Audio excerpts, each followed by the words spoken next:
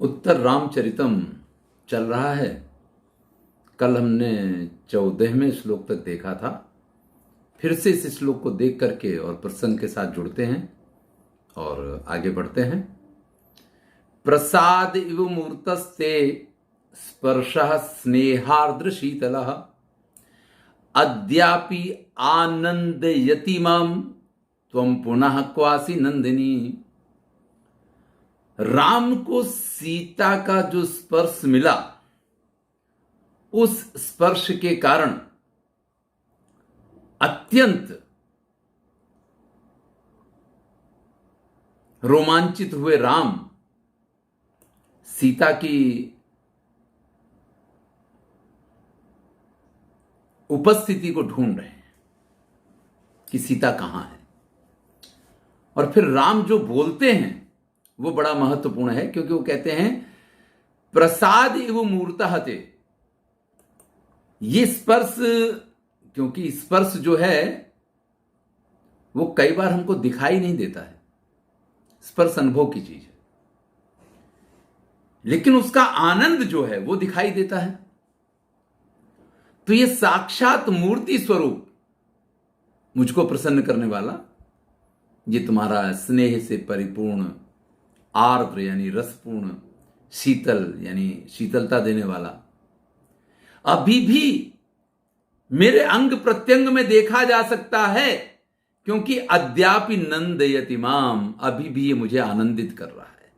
तुम पुनः क्वासी नंदिनी, पर तुम मुझे दिखाई नहीं दे रही हो। हे नंदिनी यानी आनंद देने वाली, त्वम क्वासी, तुम हो कहां। अब सीता जब इसको सुनती है तो सीता कहती है एते खलु अगाध मानस दर्शित स्नेह संभारा। देखिए, राम स्वभाव से ऐसे हैं। कुछ लोग स्वभाव से चंचल होते हैं, कुछ लोग स्वभाव से गंभीर होते हैं। सीता राम के स्वभाव को अच्छी तरीके से जानती है कि गंभीर प्रकृति के व्यक्ति हैं। कुछ लोग ऐसे होंगे कि बात बात में बोल देंगे कि आई लव यू, और कुछ लोगों को ये शब्द बोलने के लिए पता चला कि जिंदगी निकल जाए, वो एक बार भी नहीं बोल पाए किसी से। तो ये तो व्यक्ति का एक स्वभाव होता है।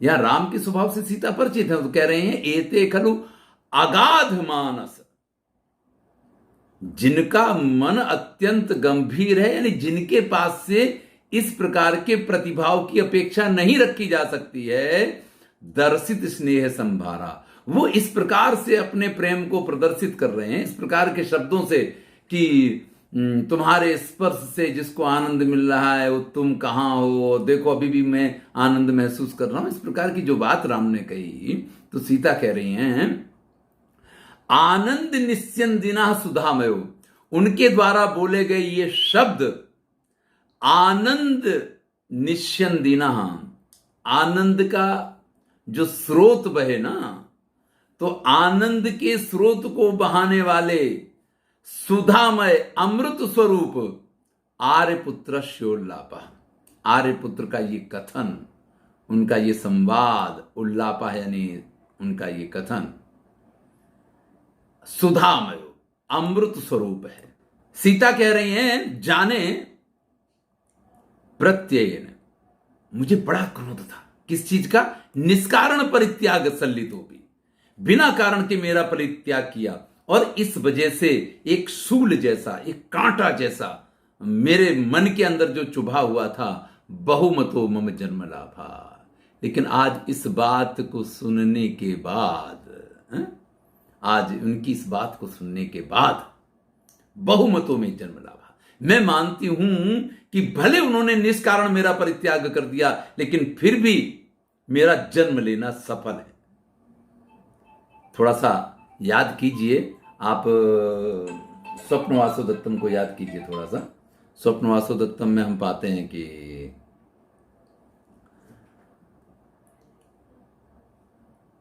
वासवदत्ता गुप्तवास में रह रही है, और ऐसे में जब उदयन और विदूषक की बातें होती हैं तो वहां वासवदत्ता भी कहती है कि दत्तम वेतनम अस्य परिखेतस्य, मुझे आज तक जितने दुख उठाए उसका इनाम मिल गया। यहां सीता को भी मतलब बिना कारण परित्याग किया गया, इसके लिए क्रोध, एक मन में जो जितनी भावनाएं थी वो सारी एक ही राम के वाक्य को सुन के गायब हो जाती हैं और वो ये मानने लग जाती है कि बहुमतो मम जन्म लाभा, मेरा जन्म व्यर्थ नहीं है, मैंने जो जन्म लिया ये मेरा जन्म बहुमान यानी सार्थक है कि आज 12 वर्ष बीत गए हैं और 12 वर्ष भी राम उतनी ही, कोई परिवर्तन नहीं आया है। राम जितना पहले प्रेम करते थे, जिस तरीके से पहले मेरे लिए व्याकुल रहते थे, आज भी उसी तरीके से मेरे लिए व्याकुल है। मेरा जीवन धन्य हो गया। राम कहते हैं अथवा कुतः प्रियतमा, अरे ये तो मेरी एक मतलब है कहां, सीता कहां हो सकती है, सीता के होने का तो कोई चांस ही नहीं है। नूनम संकल्प अभ्यास पाटवोपादान एस भ्रमो राम भद्रस्य। नूनम यानी निश्चित रूप से, संकल्प, अभ्यास, पाटव यानी पटु, उपादान, 4। व्यक्ति के मन में जो कुछ चलता रहता है उसको संकल्प कहा जाता है। और फिर उस संकल्प का जब अभ्यास हो जाता है ना, तो वो एक प्रैक्टिस पड़ जाती है। एक व्यक्ति के साथ ये चीज जुड़ जाती है। तो कह रहे हैं कि जो राम सीता के बारे में हमेशा संकल्प यानी मन में विचार करते रहते हैं, उसका एक अभ्यास हो गया है और मन उनका इतना पटु, पाटवो यानी इतना पटु, इतना अभ्यस्त हो गया है। जब व्यक्ति बहुत अभ्यास करता है तो उसका निष्णात हो जाता है। तो ये मन जो है इतना निष्णात हो गया है कि उसको सर्वत्र सीता ही दिखाई देती है। वैसे वातावरण में तो भ्रमो राम भद्र से, ये राम भद्र का भ्रम है। तो राम को ये भ्रम हुआ क्यों है? क्योंकि राम कभी सीता को भूले ही नहीं है, हमेशा सीता का संकल्प करते हैं और उसका इतना अभ्यास हो गया है ना। जैसे वो माला फेरी जाती है ना, व्यक्ति माला घुमाता रहता है, माला घुमाता रहता है, बीच में अरे भाई देखो वो क्या है, लेकिन फिर हाथ में माला है तो उसका ध्यान वापस उस पर आ जाता है, फिर माला घुमाता है। इसलिए माला हाथ में लेकर के पाठ पूजा वगैरह की जाती है। बाकी माला की कोई आवश्यकता नहीं है। आपको ईश्वर का नाम लेना है, इसमें माला की कोई जरूरत नहीं है कि 108 बार ही लिया जाएगा। उससे 2 कम हो जाएंगे तो कोई फर्क पड़ जाएगा, 2 ज्यादा हो जाएंगे तो कोई फर्क पड़ जाएगा, ऐसा कोई नियम नहीं है। लेकिन चूंकि अगर माला हाथ में है तो व्यक्ति का मन अन्यत्र नहीं जाएगा, वो माला पे रुका रहेगा।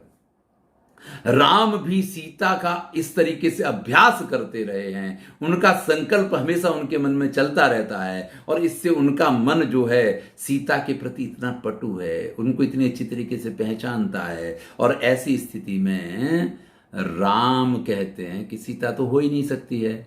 ये जो मुझे स्पर्श का एहसास हुआ ना, ये तो मेरे मन का एक भ्रम है। उसी समय पर्दा के पीछे से नेपथ्य, अहो महान प्रमादः प्रमादः, अरे भाई बहुत गड़बड़ है, गड़बड़ है। सीता देव्याः स्वकर कलते इत्यर्थम पठ्यते। फिर वही 6 नंबर का एक श्लोक था, आपको याद हो हमने पढ़ा था कि सीता ने अपने हाथों से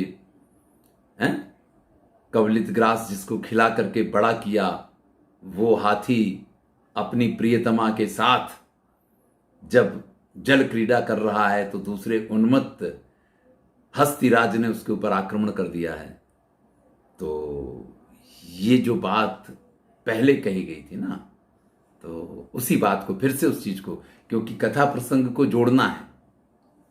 पंचवटी में घटनाएं क्या चल रही हैं उसके साथ राम और सीता की घटना को जोड़ना है। तो अभी सीता का पहले आगमन हुआ, फिर राम का आगमन हुआ। पंचवटी के वातावरण को देख के राम मूर्छित हुए, सीता उनको होश में लाई हैं। अब ये एक घटनाक्रम पूरा हो गया। अब कभी उस पुराने कथानक के साथ इसको जोड़ रहा है, तो फिर से वही बात शुरू होती है, महान प्रमाद। अरे भाई बहुत गड़बड़ हो गई, गड़बड़ हो गई। क्या गड़बड़ हो गई? तो सीता देव्या स्वकर कलिते ही, ये श्लोक जो हम 6 नंबर पे देखा था, उस श्लोक आधा श्लोक पढ़ा जाता है। राम सकरुणम औत्सुक्यम, एकदम करुणा और उत्सुकता के साथ, किम तस्य, भाई सीता के उस पुत्र को क्या हुआ? तो फिर पर्दा के पीछे से बद्ध्वा सार्धम इत्युत्तरार्धम पठते, जो उत्तरार्ध आधा श्लोक है उसको फिर बोला जाता है, सीता का इदानीम अभियुज्यते। अरे ये इस समय हो क्या रहा है? मतलब इस स्थिति में कौन उसकी रक्षा करेगा, कौन उसको बचाएगा? और उसके साथ इस प्रकार की घटना का होना सीता को ये योग्य नहीं लग रहा है। तो राम क्वासौ दुरात्मा, वो कौन पापी है, या प्रिया आया पुत्रम। देखिए यहां नहीं कह रहे यह अस्माकम पुत्र, अपना पुत्र नहीं बता रहे, जो मेरी प्रियतमा के पुत्र को बधु द्वितीयम अभिभवती, जो अपनी प्रियतमा के साथ है और उसके ऊपर आक्रमण कर रहा है, इति उत्तिष्ठति, ऐसा कहकर के राम सीधे खड़े हो जाते हैं। उसी समय प्रवेश करके वासंती कहती है संभ्रांता, देव त्वरिताम त्वरिताम, महाराज जल्दी कीजिए जल्दी कीजिए। एकदम से घबराई हुई सी वासंती प्रवेश करती है। अब वासंती का प्रवेश देख करके सीता कहती है, हा कथम में प्रिय सखी वासंती, अरे ये तो मेरी प्रिय सहेली वासंती है। राम कथम देव्या प्रिय सखी वासंती, राम भी उस वासंती को देखते हैं, अरे ये तो सीता की प्रिय सखी वासंती है। तो देखिए एक नया पात्र आपके सम्मुख आता है, और ये पात्र कैसा है, आप ये मान सकते हैं कि राम जब वन में थे तो ये सीता की इतनी प्रिय सखी है कि हर तरीके से राम को जैसे वन में एक साली मिल गई हो, आप इस तरीके से मान सकते हैं। बाकी तो सालियों का सुख राम के जीवन में नहीं था, क्योंकि जितनी सालियां थी सभी उनके छोटे भाइयों की पत्नियां बन गई थी। लेकिन ये वासंती ने अवश्य ये कमी पूरी की है। तो अरे ये तो मेरी प्रिय सखी, मेरी सीता की प्रिय सखी वासंती है। हाँ, तो वासंती कहती, देव त्वरिताम त्वरिताम, आप जल्दी कीजिए जल्दी कीजिए, इतो जटायु शिखर से दक्षिणेन। अब देखिए ये कवि का कौशल है, मार्ग बता रही है, मार्ग बताने में जिन शब्दों का, जिन स्थानों का प्रयोग हो रहा है, आप जरा उस पर ध्यान दीजिए। कहती है इतो जटायु शिखर से दक्षिणेन, ये जटायु शिखर के दक्षिण भाग में सीता तीर्थे ने, जिस तीर्थ का नाम सीता के नाम पे राम ने कभी रखा होगा, सीता तीर्थ के गोदावरी में अवतीर्य, गोदावरी में उतर के संभावेतु देव्या पुत्रकम देवा, महाराज देवी के पुत्र को संभावेतु, बचाओ जल्दी करो। ये जो जटायु शिखर है उसके दक्षिण भाग में जो सीता तीर्थ है, वहां गोदावरी के उस तल में जिसमें वो स्नान कर रहा है, वहां जाकर के आप अपने पुत्र को देव्या पुत्रकम देवा, देवी के पुत्र को बचाइए, आपके पुत्र को बचाइए, ये बात नहीं आ रही, सीता के पुत्र को बचाइए। सीता हातात जटायु हो। अब जब जटायु शिखर का नाम आता तो जटायु का नाम आया तो जटायु की याद आई। सीता जटायु को याद करती है और कहती है, शून्यम त्वया विनेदम जनस्थानम, तुम्हारे बिना ये जनस्थान आज शून्य है। मतलब अगर जटायु होते तो संभवतः इस जनस्थान में आज इस प्रकार की स्थिति नहीं होती।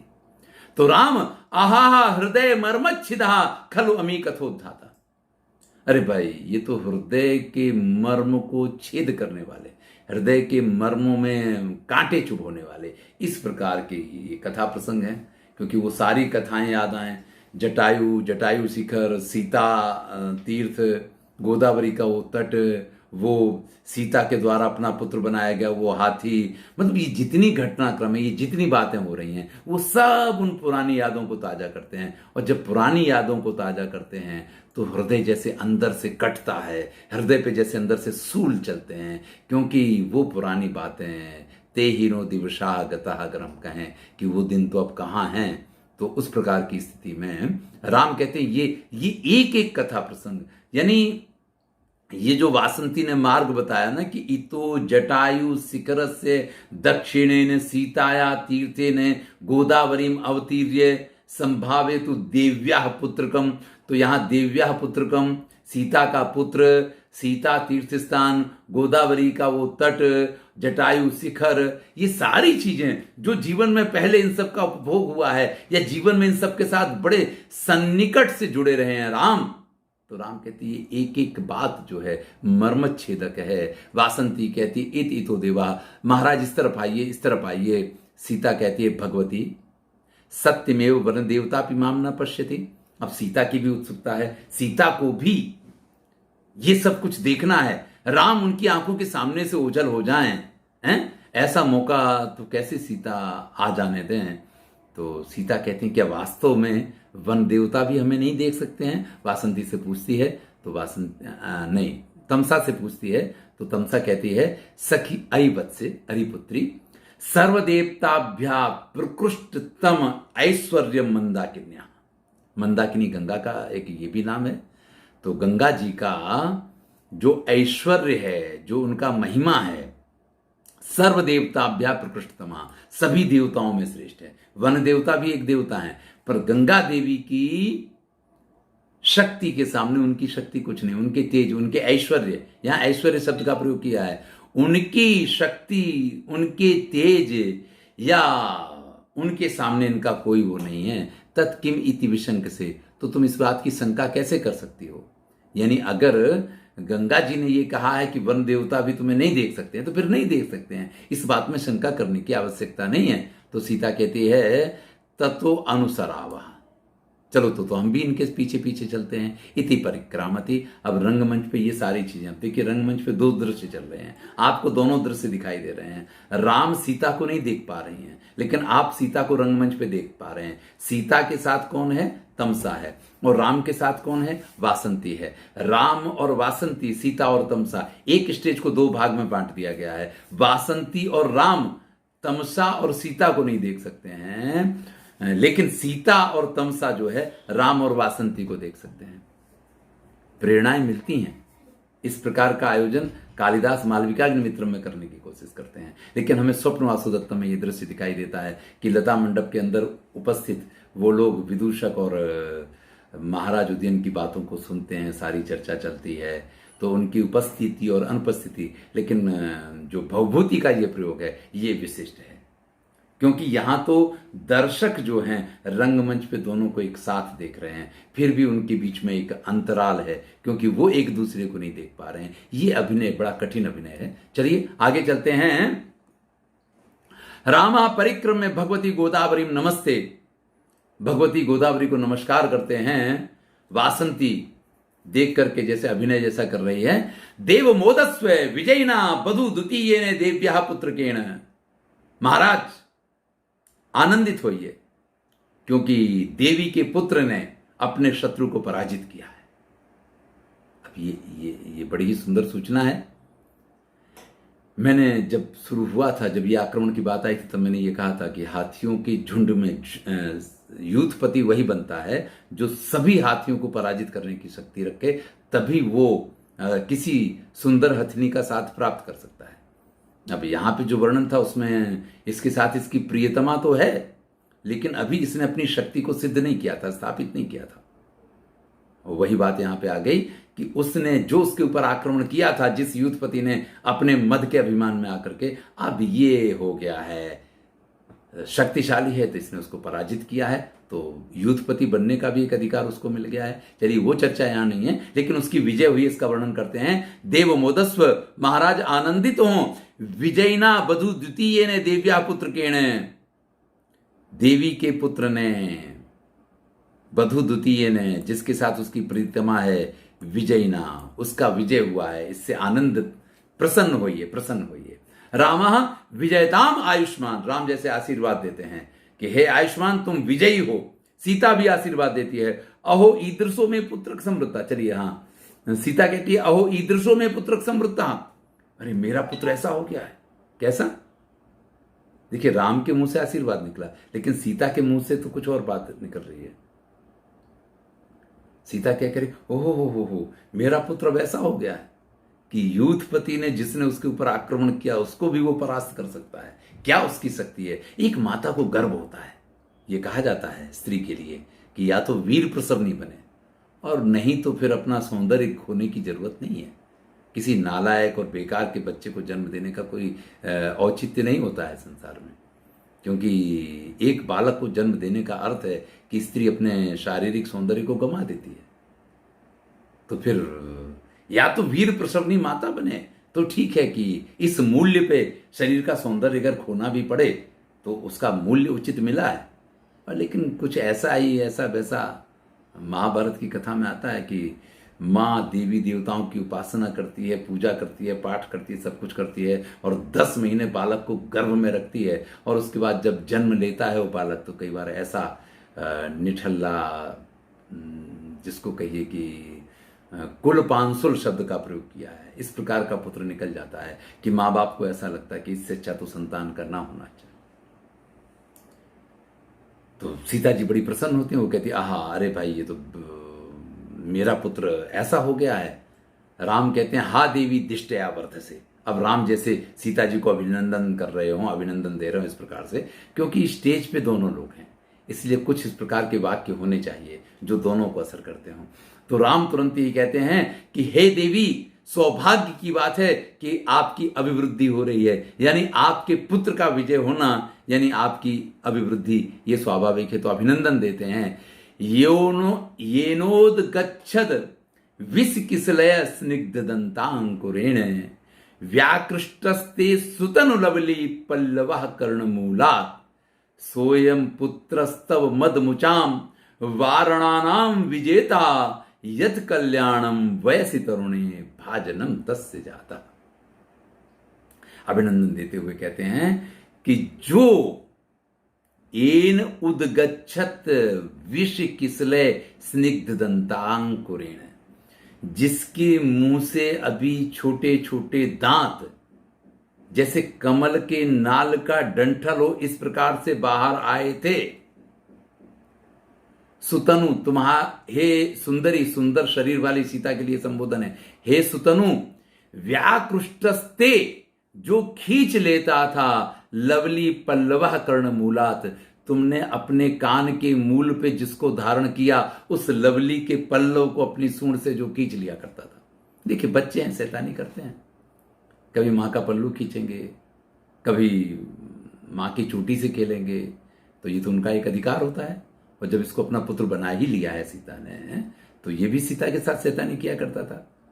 अब हाथी का बच्चा है तो कान पे अगर कोई पल्लव वगैरह सीता ने धारण किया है तो सूंड से धीरे से उसको खींच लिया करता था। तो राम उन दिन की उन बातों को याद कर रहे हैं कि अभी जिसके छोटे छोटे दांत स्निग्ध दंतांकुरेण निकले थे और जो अपनी सूंड से हे सुतनु, हे सुंदरी, तब लवली पल्लवा कर्णमूलात्, तुम्हारे कान पे रखे हुए लवली के पल्लवों को व्याकृष्ट ते यानी तुम्हारे, व्याकृष्ट यानी खींच लिया करता था। सोयम पुत्रस्तव, वो तुम्हारा ये पुत्र, मदमुचाम वारणानाम विजेता, जिनके मस्तक में से मद बह रहा है, ऐसे हाथियों पे विजय करने वाला बन गया है, ऐसे हाथियों को जीतने वाला बन गया है। यत काल कल्याणम वयस तरुणे, अरे यही तो युवानी का सबसे बड़ा लाभ है भाई। अगर युवानी में व्यक्ति पास शक्ति नहीं है,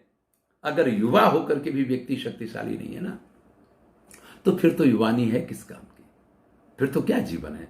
तो यत कल्याणम वयसि तरुणे, तरुणा अवस्था का जो कल्याणमय है, भाजनम तस्य जाता, आज उस चीज को उसने प्राप्त कर लिया है। यानी युवानी का तो यही अर्थ है कि सबके ऊपर आपका आधिपत्य होना चाहिए, सब आपके बस में होने चाहिए किसी भी रूप में। अगर आप विद्यार्थी हैं तो विद्यार्थी जीवन में, कॉलेज में ऐसा होना चाहिए कि सब आपके लिए पागल हों, कि भाई आपकी नोट्स मिल जाएं, आपके पास से कुछ उसको जानने को मिल जाए।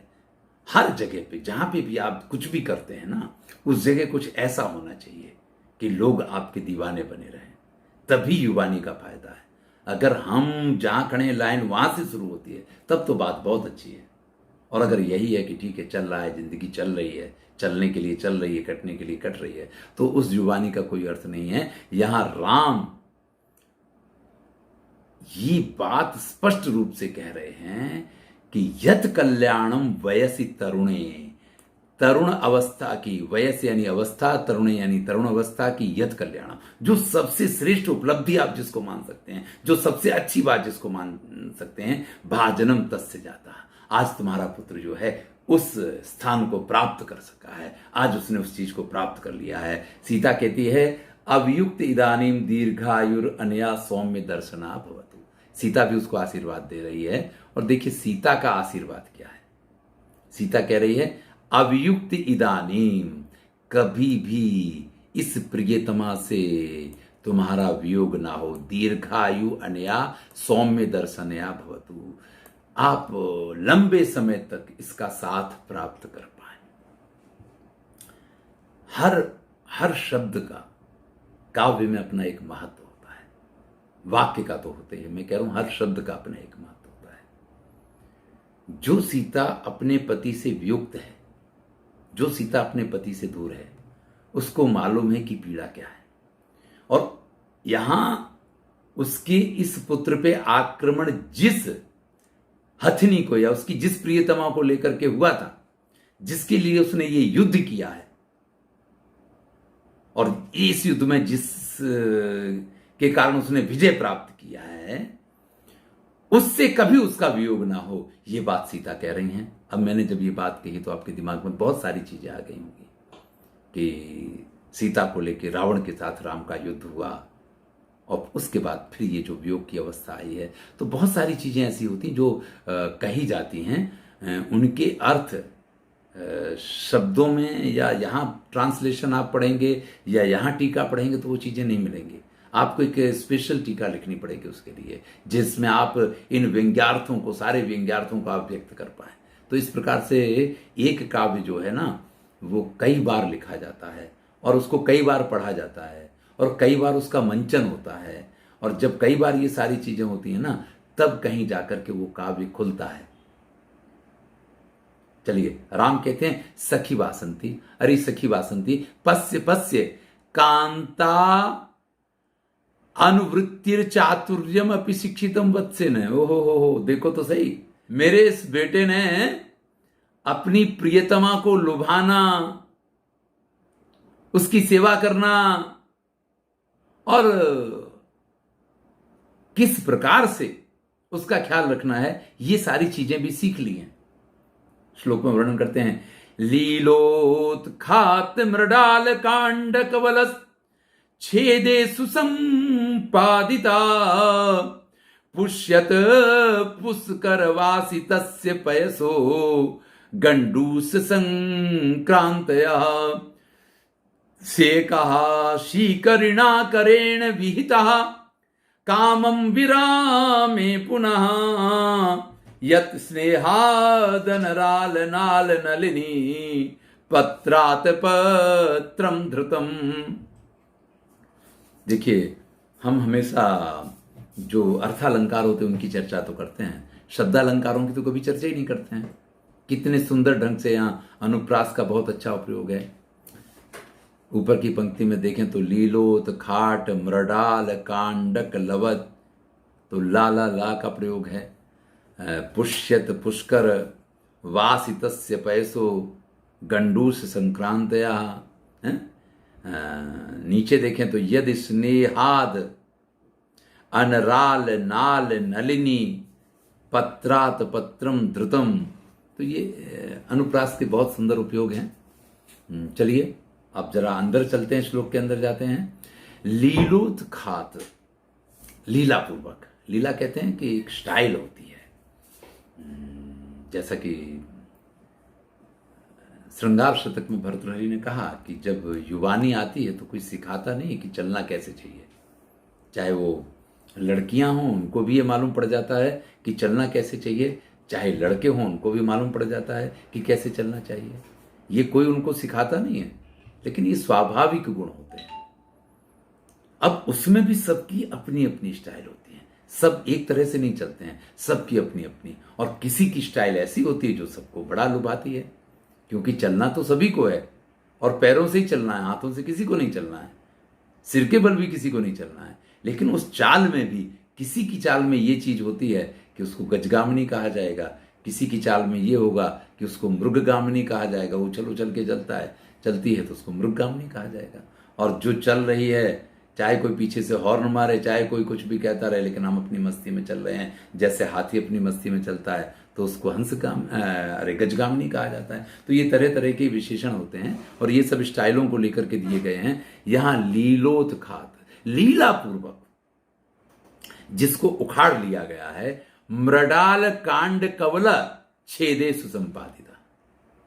अब विजय प्राप्त हो गई है, अब तो जल विहार अच्छी तरीके से किया जाएगा। वहां कमल का नाल जैसे ही वो उखाड़ता है बीच में से उसकी प्रियतमा जो है उस कमल को अपने मुंह में रख लेती है, उसकी सूंड में से खींच के और खा जाती है। छेदेषु संपादिता। तो वो भी क्या करता है कि पुष्यत यानी खिले हुए, पुष्कर यानी कमल के, वासित उसकी सुगंधि से युक्त, पयसः यानी उसका जो जल है, गंडूस संक्रांतया यानी कमल की सुगंधि से युक्त जो जल है उसको अपनी सूंड में भर के, और उसके मुंह में खाली कमल नहीं, कमल के साथ में वो अपनी सूंड से उस जल की भी पिचकारी पूरी उसके मुंह के अंदर छोड़ दी है। तो ये अब हाथियों का तो चुम्बन का दृश्य आप समझ सकते हैं कि इस प्रकार से कवि ने श्रृंगार को यहां ला करके प्रस्तुत किया है। शेकहा शीकरिणा करेण विहिता। और फिर क्या करता है कि जो जल के कण है ना, उनको उसके शरीर के ऊपर, जैसे कि उसको शीतलता मिले इसलिए उसके ऊपर छिड़क रहा है। तो शेकहा शीकरिणा करेण विहिता, ये अपनी सूंड से किया है। कामम विरामे पुनः, और ये कार्य पूर्ण होने के बाद, यानी पहले कमल नाल उखाड़ा, ये मौका दिया उसको कि उस कमल नाल को उसकी सूंड से खींच ले और खा ले। यानी ये जरूरी नहीं है कि वो कमल नाल उसने अपने खाने के लिए उखाड़ा था, लेकिन इस प्रकार की स्थितियां कई बार खड़ी की जाती हैं कि पुरुष को कई बार स्त्री इस प्रकार की स्थिति में रखती है कि उसको लगे कि वो जीत गया, कई बार पुरुष स्त्री को इस स्थिति में रखता है कि उसको लगे कि वो जीत गई है। प्रेम तो इसी का नाम है। तो यहाँ वर्णन करते हैं कि जब ये सारी स्थितियां पूरी हो गई, क्या हो गया कि कमल नाल उसने खा लिया, उसने जल से सुगंधित, कमल से सुगंधित जल को उसके मुंह के अंदर अपनी सूंड से छोड़ दिया, इसके बाद जल लेकर के उसके पूरे शरीर के ऊपर उसका छिड़काव किया है।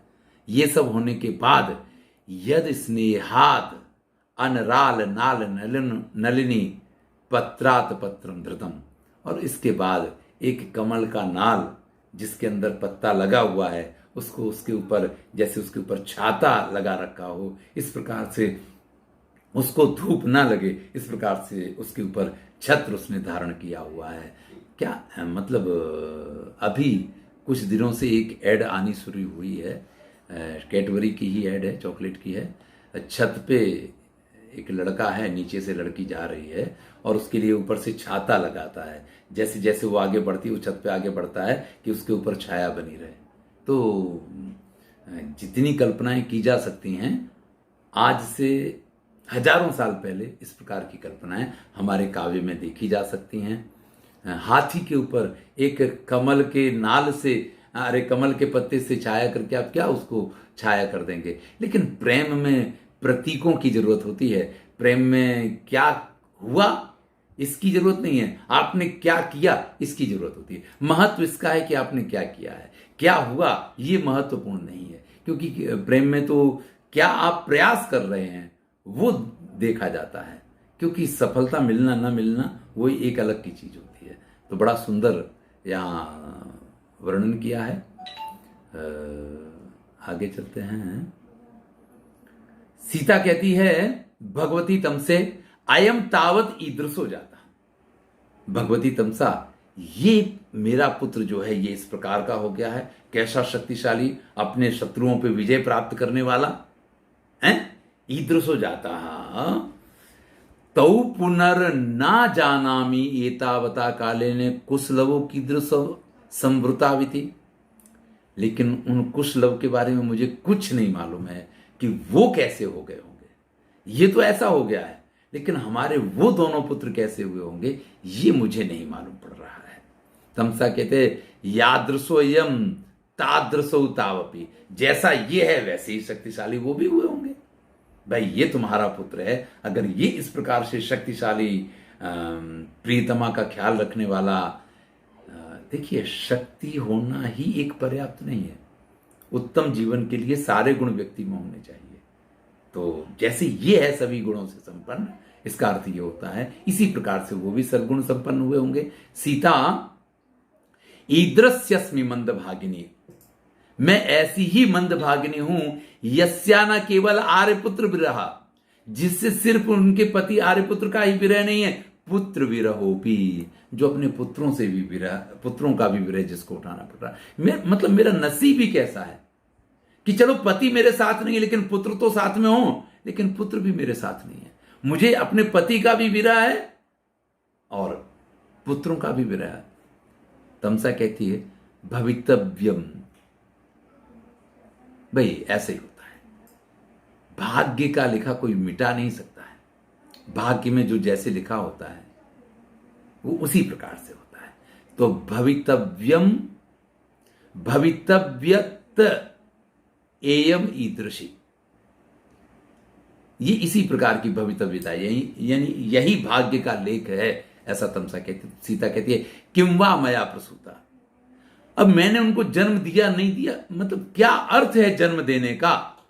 ये नहीं तादृशम मम पुत्र के योर ईदृश विरल, जो एतादृशम, जैसा यह हाथी है, अगर इसी प्रकार के मेरे वो दोनों पुत्र, कैसे पुत्र, पुत्र के योह, दोनों पुत्रों के ईषद विरल धवल,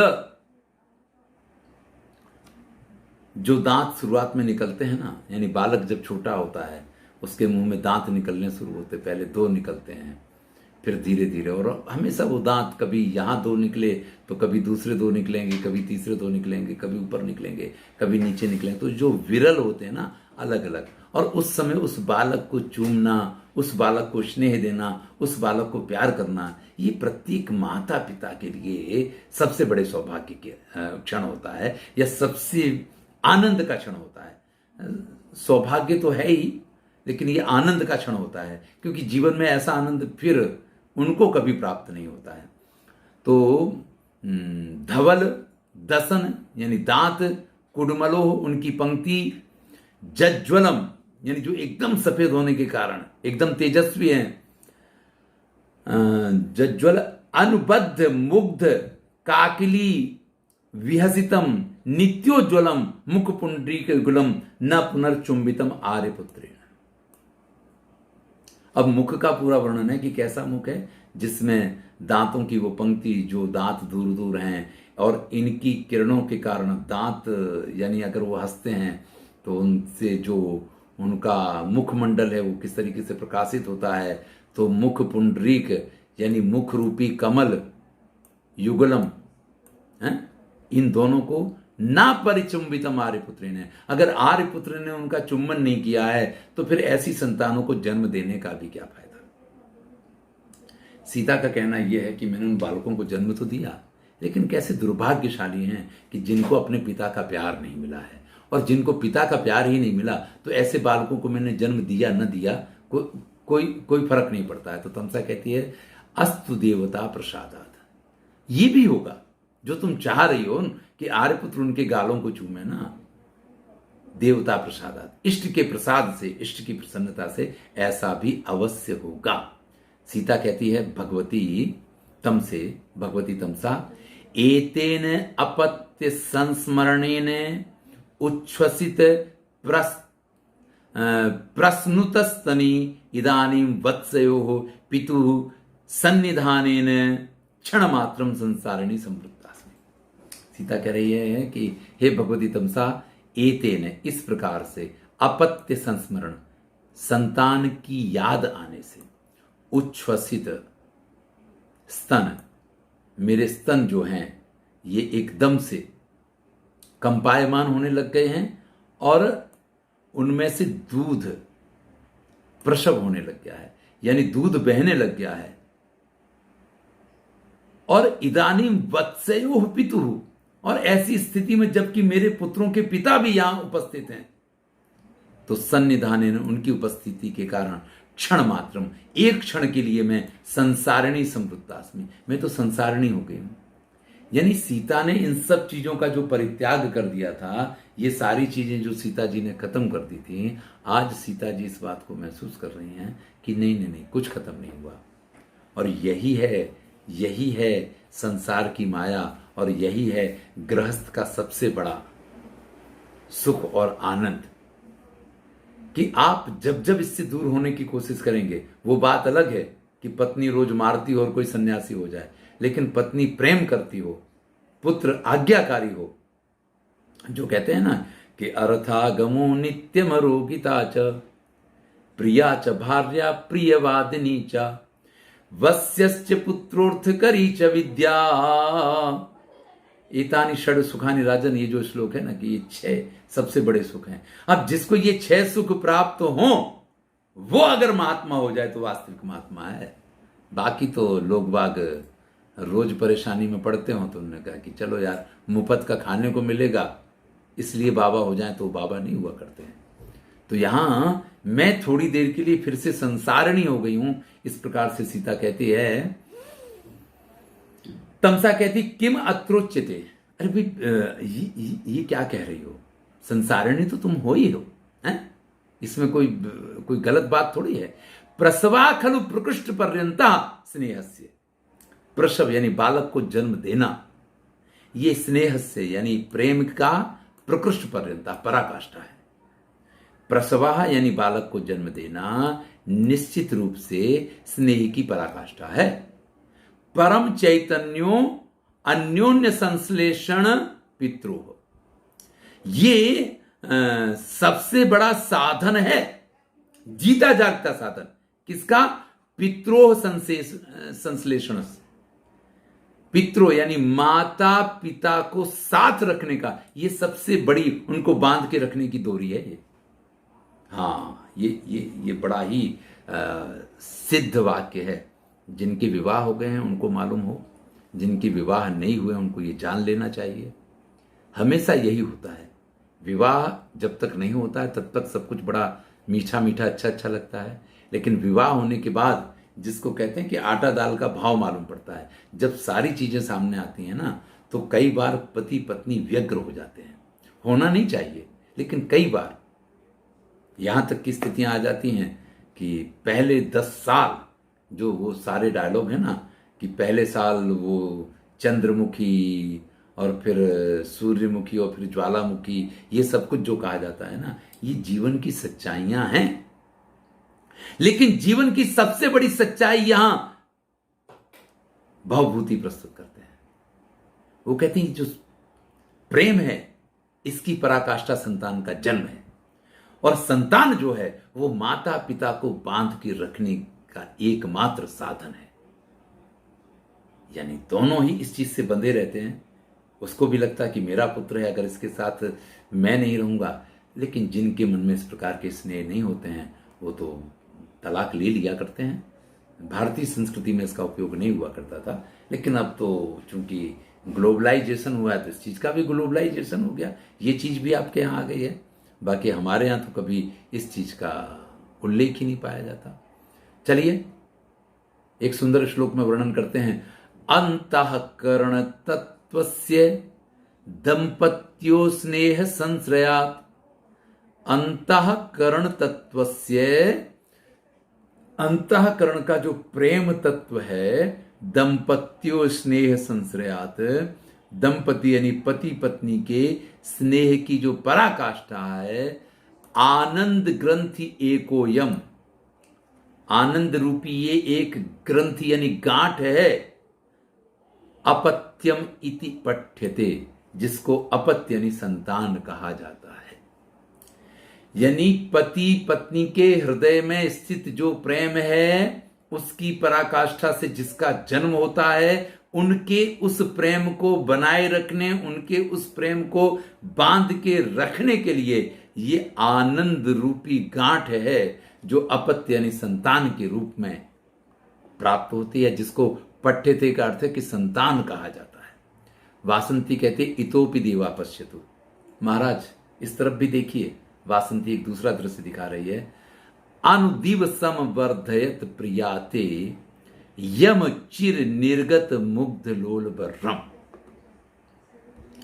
चलिए इतने को देख लेते हैं, क्योंकि दूसरा पंक्ति ये वो दूसरे पेज पे है कि अनुदिव दिन रात, समवर्धयत प्रियाते, आपकी प्रियतमा ने जिसको बड़ा किया, यम चिर निर्गत मुग्ध लोल बर्रम।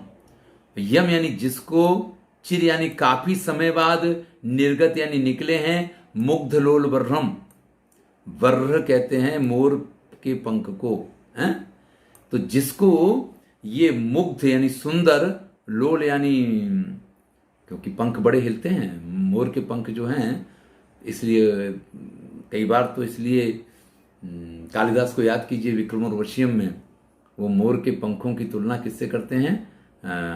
महाराज पुरुरवा कि उर्वशी इस समय मेरे पास नहीं है, उसके बाल इस समय सामने नहीं है, इसलिए अपने पंख हिला हिला करके, ये अपने लंबे लंबे केस जैसे पंख हिला करके और मुझे इस प्रकार से वो कर रहा है। बर्हम शब्द से एक श्लोक याद आता है, आपने सबने लगभग, जो भी संस्कृत के विद्यार्थी उनको मालूम ही रहता है, वर्हापीडम नटवर वपुः कर्णयो कर्णिकारम, श्री कृष्ण का वर्णन है। विभ्रदवासा कनक कपिशम वैजयंतीम चमालाम।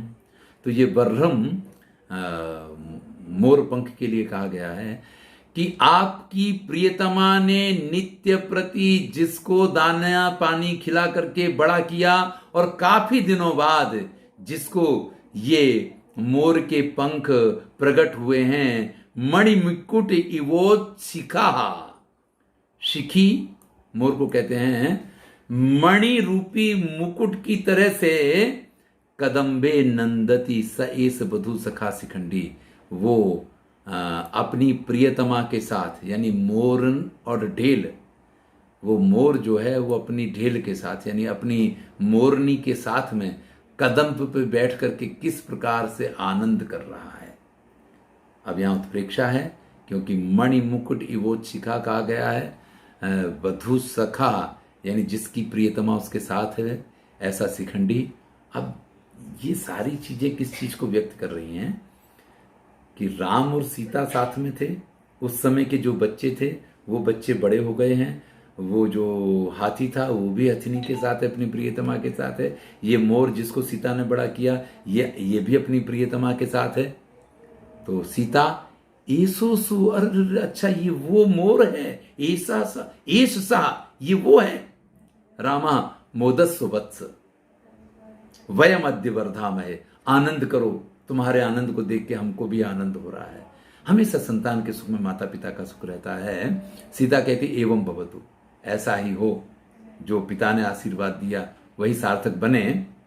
राम कहते हैं भ्रमिसु कृत पुटांत मंडलावृत्ति चक्षु प्रचलति चटुल भ्रू तांडवहि मंडयंत्या